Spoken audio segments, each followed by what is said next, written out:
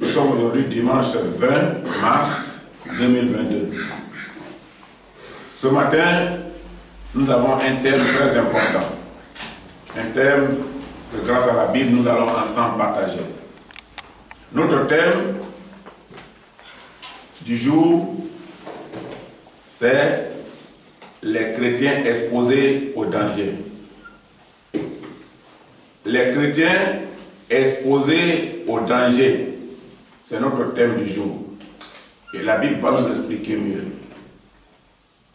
La guerre panique tout le monde et elle devient un secret caché de Satan pour piéger les chrétiens et les mettre en danger.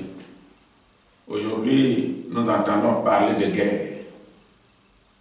Et le monde entier est concerné par cette guerre entre l'Ukraine et la Russie. Avant ça, il y a eu des guerres, il y a eu beaucoup de guerres. Mais puisque la guerre, la première guerre, la deuxième guerre a commencé aussi par des choses simples comme ça, alors quand ces nouvelles apparaissent, ça panique le monde. Mais les chrétiens sont informés depuis la Bible que ces choses arriveront. Ils ne doivent pas être surpris. Mais aujourd'hui, beaucoup de chrétiens sont surpris. Et vous voyez, ces choses que nous voyons au niveau de la guerre sont aujourd'hui des choses que Satan a bien préparées pour paniquer. Il se saisit de cette nouvelle qui est déjà dans la Bible, que ces choses devaient arriver comme le signe du dernier temps. Aujourd'hui, Satan, il piège le chrétien à travers cela. En général, le premier message que Satan adresse aux chrétiens pour les gagner, c'est la peur de mourir. Ah, on va mourir encore. On n'a encore rien fait. Et on va mourir. La première guerre a tué les gens. La deuxième guerre a tué les gens. Encore les gens ils sont en train de provoquer la troisième guerre et on ne va pas vivre encore. Les gens qui sont âgés, eux au moins ils ont mangé un peu, mais les plus petits sont en train de pleurer. Les jeunes sont en train de pleurer. Ils disent, ah mais s'il y a la troisième guerre, c'est que nous on n'a vraiment rien vu dans le monde. Et on va partir. Et la guerre panique. Et alors, ça gagne beaucoup de chrétiens aujourd'hui qui perdent la foi. La crainte de la grande famine qui va arriver. Aujourd'hui, l'Espagne, les commerçants, les transporteurs d'Espagne sont en grève depuis la semaine passée. Nous parlons aujourd'hui du 20 mars, mais ils sont en grève et ça donne des pénuries de nourriture dans beaucoup de grandes villes. Alors, les politiciens sont en train de suivre ça. Le parti qu'on appelle Parti Boss est en train de suivre ces personnes-là pour aggraver les choses. Ils sont en train de mettre maintenant dans la politique les prix d'essence, alors les prix de la nourriture, les prix de la lumière élevés. Et tout ça, c'est pour paniquer le monde. C'est pour qu'il y ait panique entre nous et qu'on commence déjà à se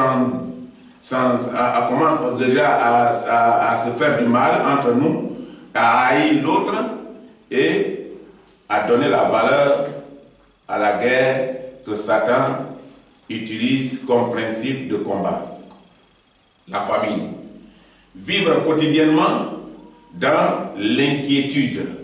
Tout le monde est devenu inquiet et on commence à s'inquiéter. Et finalement, certains perdent la foi face à cette situation. Il y a des chrétiens qui ne prient même plus dans la bonne direction du salut. Ils ne se souviennent même plus que c'est écrit dans la Bible.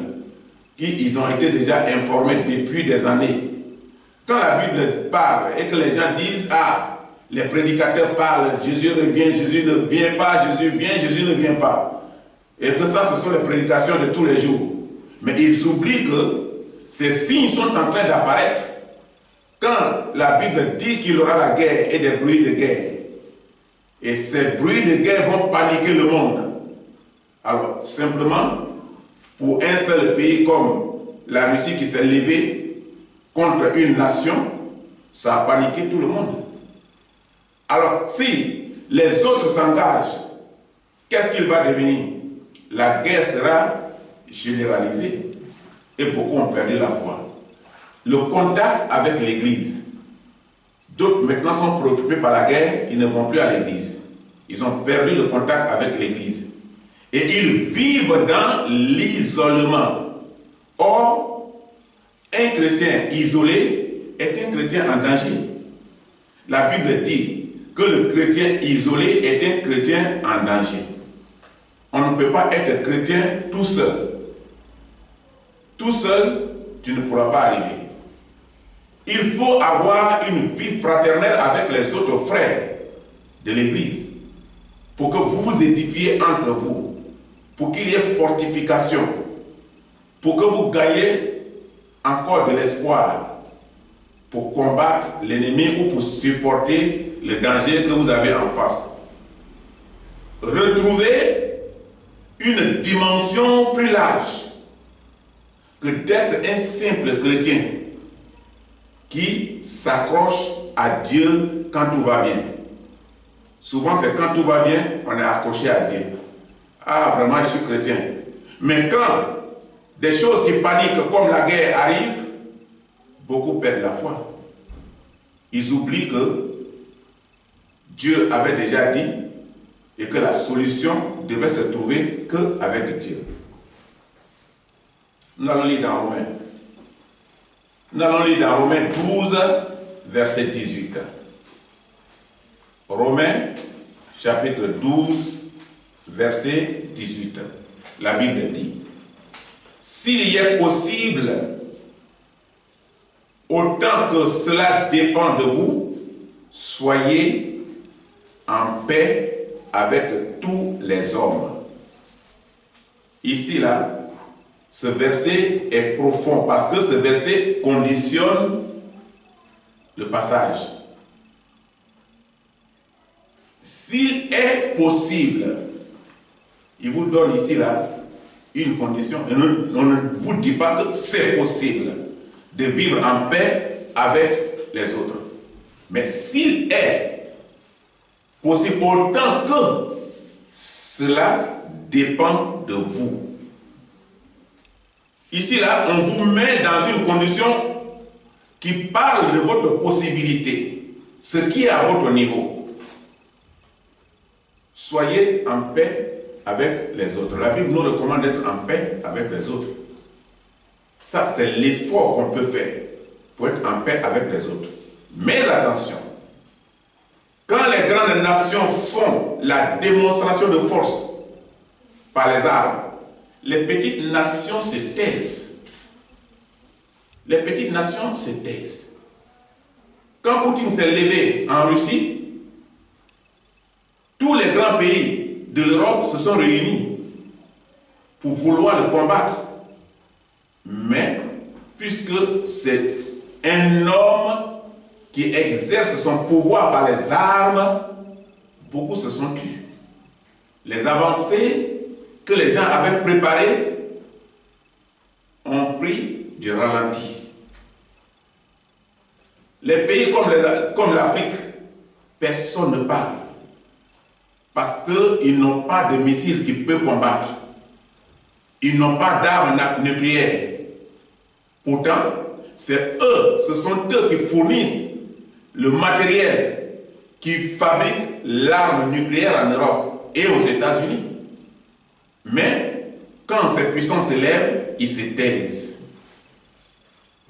Parce qu'ils n'ont pas de force face à des grandes puissances. La Bible dit: si cela dépend de toi, sois en paix avec tous les hommes. Si ça dépend de toi. Et comme la guerre ne dépend pas de toi, il faut être plutôt en paix avec Dieu. Ta paix actuelle ne dépend pas de toi.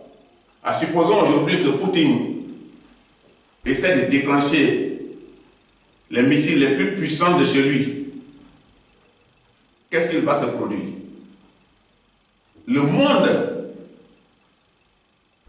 de grande puissance va se défendre. Et ça sera agression contre défense et défense contre agression. Et le résultat sera fatal. Il y aura la mort sans triage.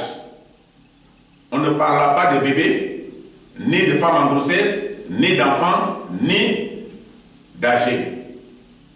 Parce que la guerre ne trie pas.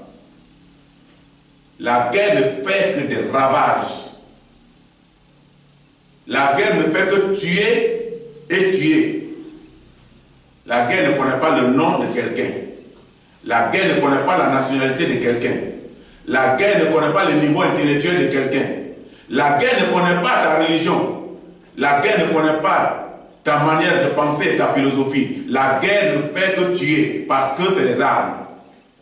À l'époque, on prenait des armes à la main. Et puis, on l'allait, on tuait pas. Mais maintenant, non. Il faut jeter des bombes, il faut jeter des missiles. Et les dégâts que cela produit, nous le savons tous. Le chrétien est tenu informé par la Bible. Et aujourd'hui, nous sommes en train de traiter un thème qui dit les chrétiens exposés au danger. Quand tu ne lis pas la Bible, quand tu ne connais pas le contenu de la Bible, quand tu ne comprends pas ce que disent les versets de la Bible, tu es exposé au danger. Et la Bible dit que si cela dépendait de toi, mais puisque ça ne dépend pas de toi, il faut avoir la paix avec Dieu. Si vous restez isolé, vous êtes en danger. Parce que vous n'êtes plus connecté avec Dieu. Vous n'êtes plus connecté avec les serviteurs de Dieu. Vous n'êtes plus connecté avec les autres frères. Vous n'avez plus de nouvelles. Et celui qui va vous communiquer maintenant les nouvelles, c'est Satan. Et qui va mettre dans votre cœur la peur et la crainte de vivre. Vous êtes en danger. Si vous êtes isolé, vous êtes en danger. Car c'est un piège de Satan pour vous désarmer. Quelqu'un qui ne prie plus est désarmé. Quelqu'un qui n'a plus la force pour prier est désarmé. C'est comme ça que Satan désarme quelqu'un. Il trouble ton esprit, il te désoriente, il met la peur dans ton cœur, et puis maintenant tu perds la foi et tu as perdu les armes. Ne restez pas isolés. Quand vous devenez chrétien, quand on devient chrétien, on n'est plus seul, on ne travaille plus seul. On travaille en collaboration avec les autres frères, on travaille en collaboration avec l'Église.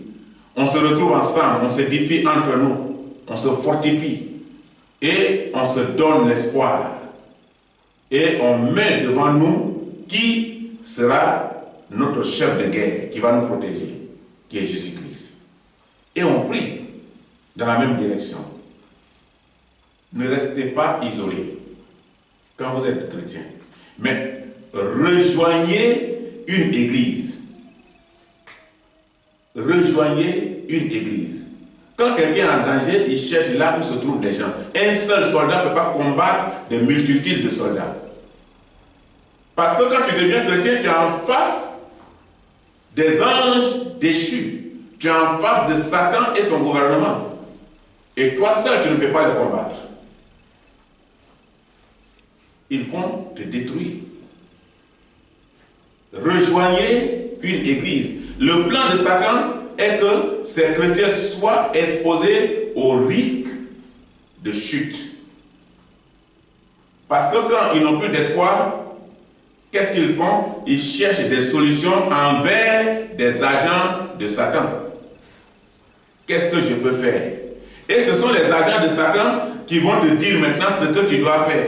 Mais est-ce que Satan va combattre son propre camp? Est-ce que Satan ira contre ses propres agents qu'il a engagés sur le terrain pour chercher des adeptes? Est-ce que Satan va se détruire lui-même? Est-ce qu'il va dévoiler son secret à l'adversaire? Donc quand tu t'exposes, tu es en danger. Parce que tu vas vers celui qui crée ce problème-là. D'où est venu le problème? c'est là que tu vas toi-même en personne. Nous allons lire dans 1 Pierre. 1 Pierre 5, verset 8. 1 Pierre, chapitre 5, verset 8. La Bible dit, soyez sobres, veillez, votre adversaire, le diable rôde comme un lion rugissant. Cherchez qui il dévorera. Dans ce passage, qu'est-ce que la Bible vous dit? Comment vous comprenez le passage? Ça parle de menace, la menace générale de la guerre. Satan engage ici une guerre contre l'humanité. Et la Bible nous avertit que l'adversaire qui va nous combattre est déjà parmi nous. Mais il ne fera pas de cadeau à quelqu'un parce qu'il vient comme un lion rugissant, le lion affamé, qui ne va pas te faire cadeau. Donc c'est la menace. La Bible nous avertit de la menace de Satan, la menace générale de la guerre. Aujourd'hui, entre les grandes puissances, est un signe des derniers temps. Nous sommes en train de voir le signe des derniers temps. Nous sommes tous en danger. Parce que s'il y a guerre mondiale, aujourd'hui, personne ne peut s'épargner. Tous, nous serons concernés. Beaucoup mourront dans leur propre chambre. Parce que le pays qui se voit ou qui veut démontrer devant la face du monde qu'il est l'homme ou le pays le plus puissant, il met les moyens les plus nécessaires pour détruire le maximum possible. Donc, souvent, c'est l'air qui rentre dans ta maison qui va te tuer. Nous sommes tous en danger. Si nous ne veillons pas sur notre salut, parce que la guerre peut nous tuer, mais la peur qui va nous séparer de Dieu pour nous conduire vers une autre destination peut aussi nous tuer. Et nous allons perdre notre salut. Car l'adversaire est au travail. La Bible dit que l'adversaire est au travail. Il est en train de chercher qui il dévorera. Pendant la guerre, on a peur d'être tué. Mais nous avons raison. Nous avons raison d'avoir peur. Parce que la guerre ne fait pas de cadeau à personne. La guerre tue toute une famille. La guerre ne fait pas d'exception. Entre riches et pauvres. Entre malades et bonne santé. Quand une bombe tombe, par exemple, dans un hôpital, la bombe mélange et les médecins et les malades. Et tue à la fois ceux qui sont bien portants et ceux même qui étaient prêts à mourir. Nous avons raison d'avoir peur. Ça, c'est d'un côté. Mais de l'autre côté, notre espoir doit être sur Dieu. Quand nous nous sentons en danger, cherchons l'abri. Et pour les politiciens, ils cherchent à rentrer dans leur bunker. Ils vont en bas, où ils ont des protections de premier béton, deuxième béton, troisième béton.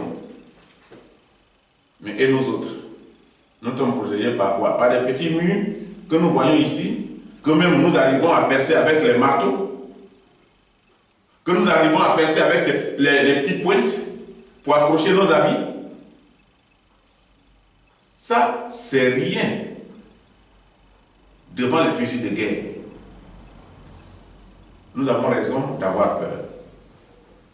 Le droit de se défendre. On a le droit de se défendre, mais comment? Mais cette défense se fait par quel moyen? Pour sortir vivant de ce combat. C'est par quel moyen? Ceux qui ont les armes se défendent par les armes et avec les armes. Mais et nous autres? C'est par quel moyen nous allons nous défendre pour sortir vivant de ce combat? Pour le chrétien, c'est par la protection de Dieu. par la protection de Dieu. C'est Dieu qui peut protéger quelqu'un. Paul était en prison. Et Dieu lui a dit, il faut sortir de là. La prison s'est ouverte. Il pensait que c'est un rêve. C'était une réalité. Donc c'est Dieu seul qui peut te protéger et t'épargner d'une situation pareille. C'est Dieu. La protection de Dieu, c'est ça qu'il faut chercher. C'est ce que rappelle la Bible, qui revendique la paix comme système idéal.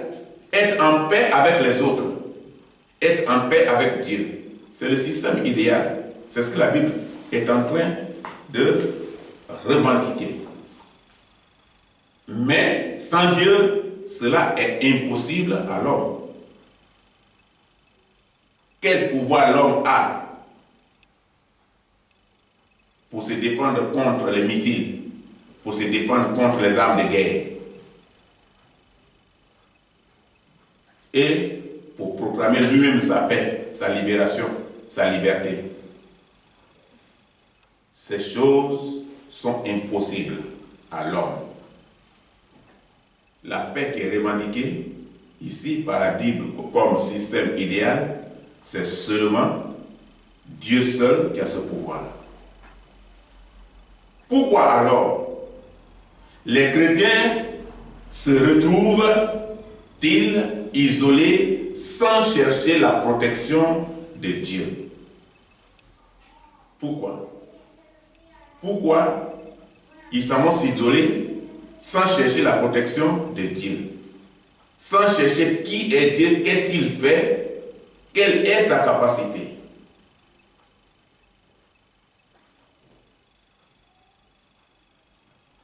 La protection de Dieu seul est la solution à tous ces problèmes pour l'homme qui croit en Dieu. La défense contre toutes ces choses, mais néanmoins, dans le cas de l'isolement, il y a quelques raisons exceptionnelles et valables. Comme par exemple, quand quelqu'un habite loin d'un lieu de culte, il n'a pas d'autre possibilité pour aller prier. Mais ça ne veut pas dire que tu ne dois pas prier chez toi, mais tu es isolé quand même, parce que tu n'es pas en contact avec les autres frères. Tu n'es pas en contact avec une communauté chrétienne. Pour que ensemble, vous écoutez comme vous et moi, nous écoutons la parole de Dieu et que nous soyons édifiés. Là, c'est un cas d'isolement. Deuxième point, quand il est malade ou lourdement handicapé par la maladie, là, il n'y a pas d'autre possibilité. Sa vie ne dépend plus de lui. Sa vie dépend de sa situation, des conditions dans lesquelles il vit désormais. Quand quelqu'un est sur une chaise roulante, avec une capacité d'handicap physique sérieux, alors il n'a plus d'autre possibilité que de s'isoler. Quand quelqu'un est lépreux, il est isolé automatiquement. On l'envoie dans un camp des lépreux pour ne pas contaminer les autres membres de la famille. Dans ce cas, c'est indépendamment de ta volonté. C'est un cas exceptionnel et valable. Troisième point, quand il est très avancé en âge, il ne peut plus sortir seul. S'il n'a personne pour le conduire vers un lieu de culte, vers une église, alors il reste isolé. Mais à part ça, pour certains, ce n'est pas le même cas. Pour certains, c'est parce que les appels de Dieu grandissent. L'église commence à se remplir. Les membres de l'église deviennent nombreux. Et le le soutien à l'œuvre de Dieu et à la trésorerie de l'Église font que certains préfèrent rester en retraite. Là, maintenant, c'est un problème de poche. L'orgueil de moi, de mon argent, rentre en eux. Et ils commencent à se retirer de l'Église. Ce n'est pas moi qui vais financer les autres. L'argent devient pour lui, sa propriété. Mais lorsqu'il meurt, cette propriété reste à la banque et au profit des autres. Parce que nul n'est venu avec l'argent, nul ne repart avec l'argent. L'argent, c'est un moyen de dépannage sur terre pendant ton voyage. Et pour certains, quand l'Église commence à prospérer, ce n'est pas pour eux un sujet de joie et de réjouissance, pour venir en aide à ceux qui croient, pour les aider à évoluer, à progresser et à prospérer dans leur foi. Mais c'est un moyen d'excuse pour eux. Et alors, ils se mettent en retrait. Pour d'autres, c'est le manque de moyens financiers. Parce que quand l'Église prospère, que l'Église devient grande, les membres deviennent nombreux, alors il y a sous forme de concurrence. Ce qui n'est pas normal, parce qu'on ne doit pas voir celui qui donne comme un concurrent. On doit voir celui qui donne comme un volontaire qui décide d'aider l'œuvre de Dieu. Mais néanmoins, il y a quelque chose qui cloche. C'est que il manque les moyens financiers, il veut aussi donner comme les autres, mais il n'en est pas. Et quand il n'en est pas là, il ne se sent pas à l'aise. Donc, gêné de ne pas pouvoir donner à hauteur de la demande de l'Église, parce qu'on parle de collecte spéciale, on parle d'offrande, on parle de dîmes, on parle des travaux de l'Église, on parle de la réception des missionnaires, on parle des nouveaux, on parle des malades qu'on doit aider dans les hôpitaux, on parle des enfants démunis qu'on doit aider, on parle aussi des enfants qui ont été rejetés par leurs parents à cause de leur conversion, qu'il faut les aider à continuer à suivre leurs études. Il y a tout ça, ça demande de l'argent. Et on prend ça dans la caisse de l'Église pour s'occuper de tout ça. Et quand d'autres pensent que c'est des choses nécessaires et importantes et qu'ils ne peuvent pas participer, gênés donc de ne pas pouvoir donner à hauteur de la demande de l'Église, parce que les églises aspirent davantage à retrouver la chaleur. Quand ces choses arrivent dans une église, vous voyez, la chaleur commence. Ceux qui sont aidés et ceux qui aident se sentent à l'aise de le faire, parce que c'est participer à la vie de quelqu'un. Sur recommandation biblique, bien sûr, ce qui est important. Faire comprendre à l'autre, ou enseigner à l'autre ton savoir, ou donner pour son avenir, ou pour sa santé. Et parce que l'Église aspire à des choses comme ça davantage, alors à cette chaleur et à l'ambiance, on se retire du groupe. Mais puisque je ne peux pas participer à tout ça, puisque je ne peux pas faire partie de l'ambiance, alors je me retire et on se retire de l'Église, on part de l'Église, on quitte l'Église et on s'isole. Quand c'est comme ça, la vie devient dangereuse pour nous. Parce que ce n'est pas la solution. C'est Dieu qui donne tout ça. Il faut être tout le temps en contact permanent avec Dieu. Le soleil brille pour tout le monde, mais chacun a son étoile. Il y a des gens qui viennent sur la terre et durent 3 mois. Ils meurent. D'autres durent moins de 3 mois. D'autres durent 10 ans. D'autres durent 100 ans et plus. D'autres durent 50 ans. Donc, il y a un temps pour chacun. C'est ce que la Bible appelle dans Ecclésiaste un temps pour rire, un temps pour pleurer. Il y a un temps pour toi. pourquoi tu n'attends pas ton tour?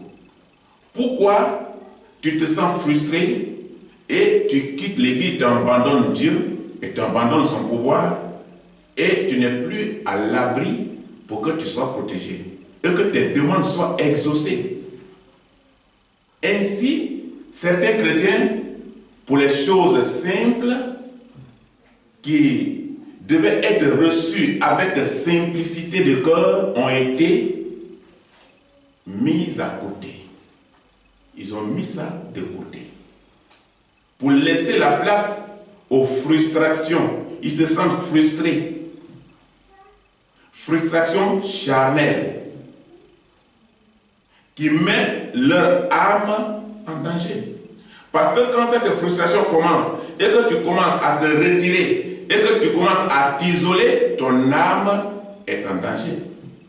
Ils quittent la présence de Dieu pour s'isoler à cause de leurs conditions de vie.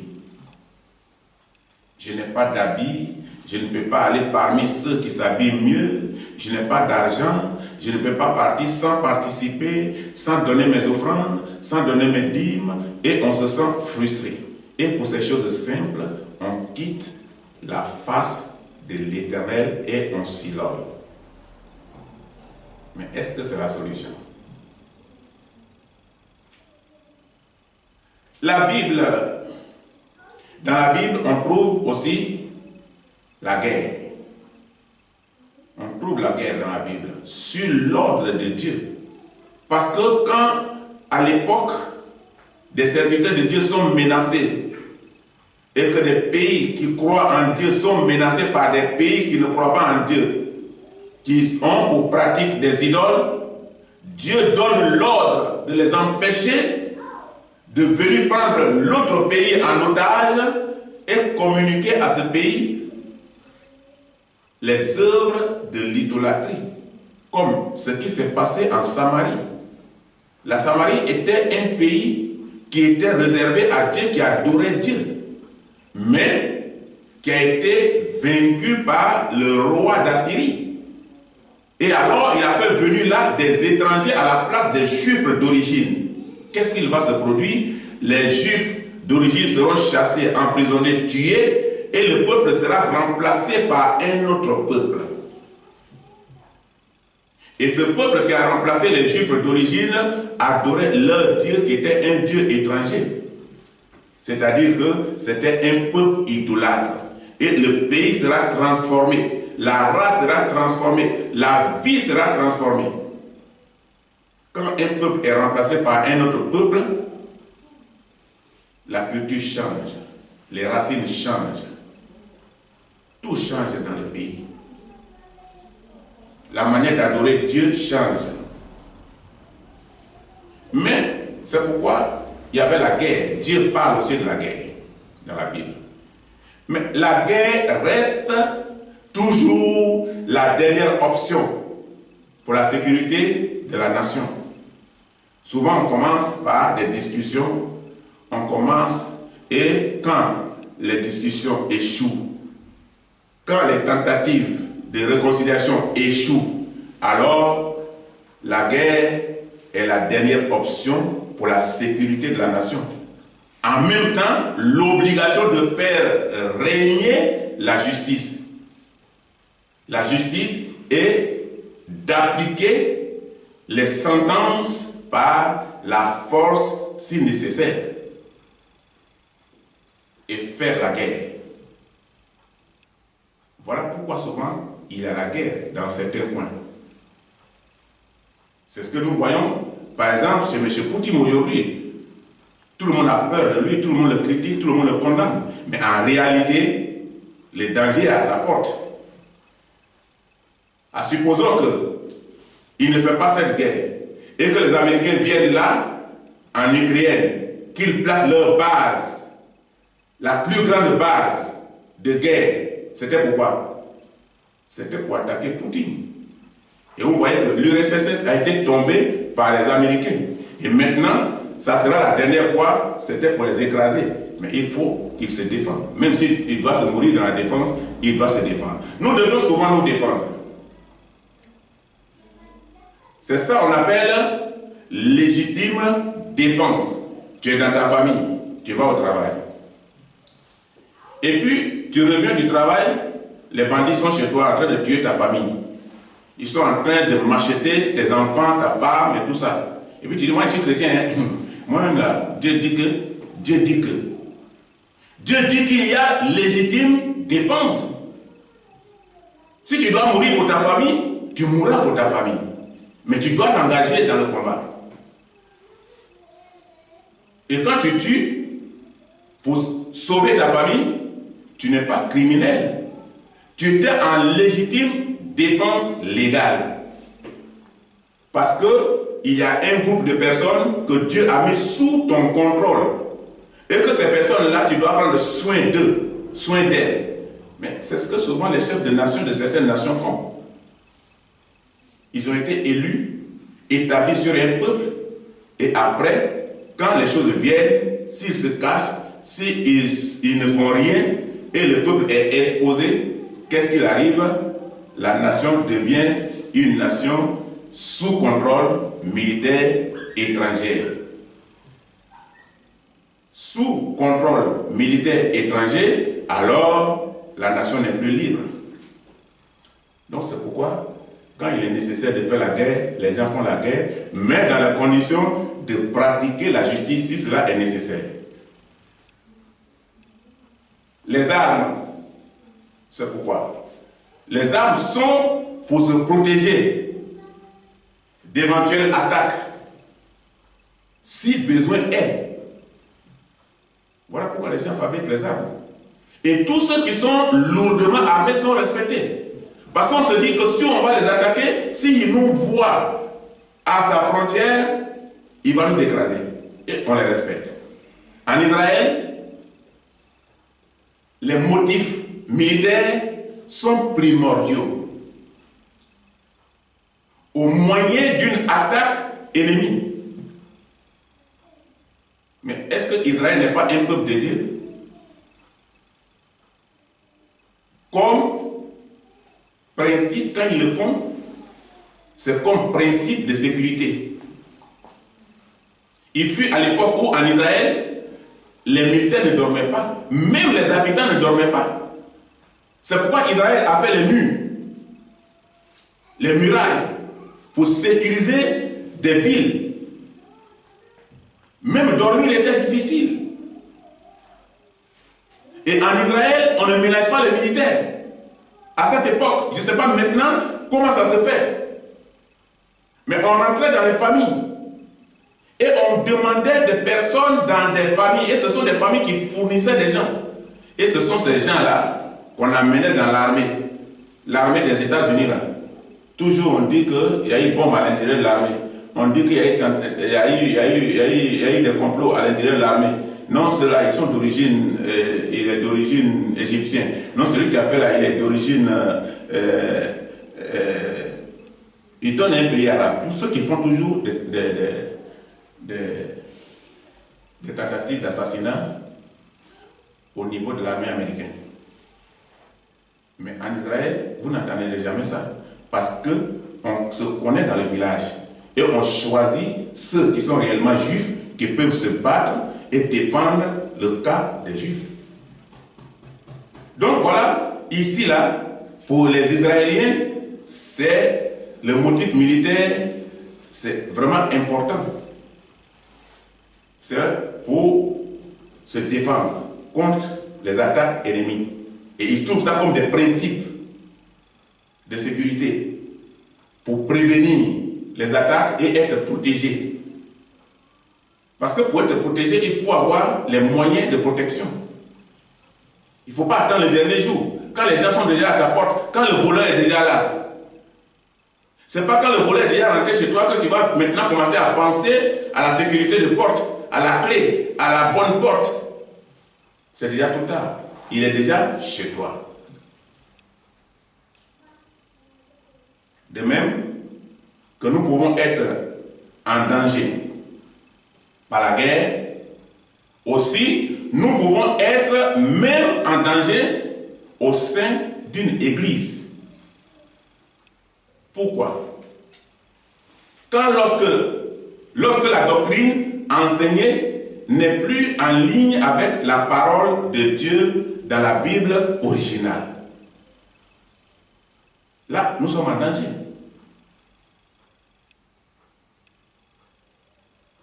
Il y a manque de vigilance chez certains pasteurs.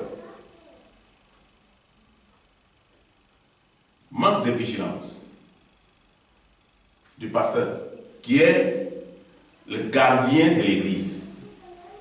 On peut être en danger aussi lorsque le pasteur se préoccupe peu, c'est-à-dire il n'est pas trop intéressé. Des raisons pour lesquelles les chrétiens entrent ou les chrétiens sortent de la communauté, car c'est laisser entrer sans le vouloir le loup dans la bergerie. Le pasteur doit contrôler quels sont ceux qui rentrent, quels sont ceux qui sortent, quelles sont les raisons pour lesquelles ils sortent, pourquoi. Il est là pour ça. Et ça, la sortie de l'autre lui permet de conserver et préserver la vie de l'autre. Sinon, l'Église sera chargée de péché et elle devient apostate. Parce qu'on a laissé entrer dans la bergerie les loups, les dangereux. On les laisse vivre au sein de l'Église et ils tuent l'Église. Et il y a un thème souvent qui est utilisé pour ça. Parce que les chrétiens peuvent être en danger aussi lorsque face aux instructions bibliques ou doctrinales, ils protestent. Ils n'acceptent pas ce qui les libère. Ah non, pourquoi c'est comme ça? Pourquoi il a prêché sur ça? Ah non, c'est de moi qu'on parle, c'est de moi qu'on a... Mais quand tu protestes, ta vie est en danger. Et dans un pareil comportement, lorsque les chrétiens sont rassemblés dans un lieu de culte, alors on trouve ou on retrouve l'image d'individualité. Donc, l'image individualiste. Et quand il y a l'image individualiste dans un groupe de chrétiens, il y a aussi là un danger. Nous sommes en danger partout. Nous sommes en danger partout. Notre paix est bafouée et blâmée. Lorsque les guerres éclatent, notre paix est bafouée. On n'est plus en paix. Notre liberté ne compte plus. Notre indépendance ne compte plus. Nous sommes soucieux, inquiets. Mais, quand nous nous conformons au siècle présent et à la société actuelle, c'est-à-dire païenne, loin de l'enseignement des Écritures de la Bible, là aussi, il y a danger. Parce que là, nous ne sommes pas en conformité avec la loi. Et lorsque nous ne respectons pas les règles de Dieu, nous sommes en danger. Nous ne sommes pas sous protection. Parce que tout se fait sous protection. Lorsque tu respectes les règles. Nous allons lire dans Jacques 1, verset 26. Jacques chapitre 1, verset 26. La Bible dit dans Jacques 1, verset 26, « Si quelqu'un croit être religieux sans tenir sa langue en bride, mais en trompant son cœur, la religion de cet homme est vaine. » La langue en bride, c'est quoi?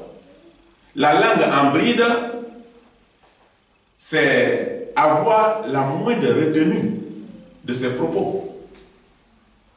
Et il y a des chrétiens qui n'ont pas de moindre retenue de leurs propos. Donc ceux-là, la Bible dit qu'ils ont une langue en bride. Et la Bible continue de dire que quand c'est comme ça, ils trompent leur cœur. Et dans ce cas, la religion devient maintenant un problème pour eux, la religion devient vaine. Et pour mieux comprendre, si l'assemblée des chrétiens devient un mouvement religieux, parce que la religion ne sauve pas. La religion est un masque. Tu peux aller dans une religion, mais la religion même, ça veut dire quoi? Ça, ce sont des groupes de sectes d'une même direction, des mêmes objectifs. Il y a la religion, il y a le christianisme, c'est une religion. Il y a l'islam, c'est une religion. Il y a le rastafarisme, c'est une religion. Il y a le bouddhisme, c'est une religion. Il y a le groupe maladie, c'est une religion. Il y a le fétichisme, c'est une religion. Le maraboutage est une religion. Et tout ça, ce sont les religions. Donc, si maintenant ça devient un mouvement religieux, c'est dangereux. Parce qu'on va à l'église pour être chrétien. Et non pour être dans un mouvement religieux. Je vais à l'église que moi, vous voyez là. Je vais à l'église, hein, j'ai une Bible. Et la Bible dit que si un croyant devient comme ça là, si l'assemblée des chrétiens là, devient un mouvement religieux, la religion de cet homme est vaine. On peut se sentir seul. Parce que quand maintenant tu deviens religieux, que tu n'es pas chrétien, tu n'as plus d'objectif. Tu n'as plus de direction. Tu ne sais plus le but pour lequel tu es devenu chrétien. Donc, on peut se sentir seul, très seul. Et la religion étant parfois favorable, oui, parce que la religion est parfois favorable. Quand on parle du christianisme, nous sommes en train de parler d'une religion, mais elle est favorable par rapport à quoi? Par rapport à l'enseignement, par rapport à la liberté, par rapport à son leader Christ, qui est mort, ressuscité à cause de nous. Et donc, quand c'est parfois favorable, elle peut être favorable, mais elle peut être aussi disgraciée. Disgracier, c'est-à-dire retirer à quelqu'un la faveur dont il jouissait ou simplement le destituer de son poste. Soit la religion peut être favorable à toi, tu deviens un chrétien ferme, un chrétien converti, un chrétien engagé, ou alors Satan peut t'enlever simplement ce que Dieu t'a donné. Satan te retire ce que Dieu t'a donné.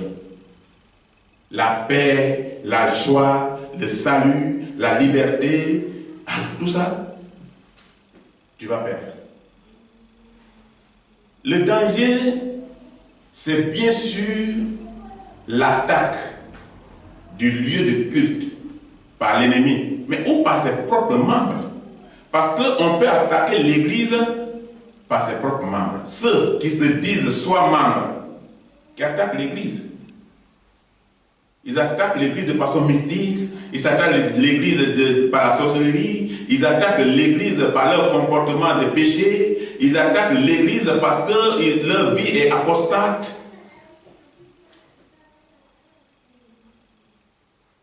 Le danger est que Satan peut nous retirer. Satan peut nous retirer nos droits avec notre Seigneur Jésus-Christ. Et notre ticket d'entrée au ciel. Parce que notre ticket d'entrée au ciel, c'est par rapport à notre conversion. Et Dieu va alors nous destituer. Il nous enlève tout, il nous destitue. Allez, va chez Satan comme tu l'aimes et que tu veux le servir. Nous sommes partout en danger. Nous sommes partout en danger si nous ne veillons pas, seuls ou accompagnés, dans notre famille ou dans notre communauté fraternelle. Dieu nous voit. Dieu nous voit et nous sonde. Où que nous soyons, il connaît ceux qui lui appartiennent. La Bible nous donne alors des pistes ce matin. Des pistes pour comprendre comment un homme peut défendre ce qui lui est cher. Parce que quand tu vas chez toi, tout de suite tu trouves que ta famille est attaquée. Ta famille te coûte cher. Si tu vois que les gens sont en train d'attaquer ton pouvoir te coûte cher, ton travail, on va te quitter ton travail, on s'attaque à ta santé, tout ça ce sont les choses qui te coûtent cher. Alors, gardons-nous de porter trop vite un jugement sur les autres. Souvent, on voit ce que font les autres, mais on ne voit pas ce que nous on fait. Alors, pour notre liberté, que Christ nous a donnée, il faut que nous restions fidèles. Parce que c'est pour notre liberté que Christ est mort. Ce qui était cher englobe toute ta vie, ce qui était cher. Parce que notre vie est chère pour nous. Quand quelqu'un est malade, il n'est pas content. Quand un accident se produit dans sa vie, on peut lui amputer les membres. Donc tout ça, ça englobe notre vie. Les biens, notre santé, notre salut, notre liberté avec les autres. Et tout ça là, c'est de ça qu'il est question. Maintenant, chaque jour, soyons dans un état de réveil. Réveillons-nous pour recevoir un enseignement de la part de Dieu. Il faut avoir le discernement entre ce qui est bien et ce qui est mal, entre l'enseignement de Satan et l'enseignement de Christ. C'est alors que le Seigneur sera capable de nous aider face à l'adversaire. Soyons fidèles à Dieu, puis enfin se tourner vers la prière. Parce que tu ne peux pas te tourner vers la prière si tu es infidèle. Tu pries en vain, tu jeûnes en vain. Se tourner vers la prière, c'est comme l'ultime alternative. La dernière solution. Nous allons passer à la conclusion. Que celui qui est isolé pour les circonstances particulières, s'il a accepté véritablement Jésus-Christ comme Seigneur et Sauveur, qu'il ne s'inquiète plus. Car nous ne sommes plus seuls depuis que nous sommes convertis. Le Seigneur Jésus-Christ veille sur nous. C'est là ce matin que nous allons nous arrêter. Que Dieu nous bénisse.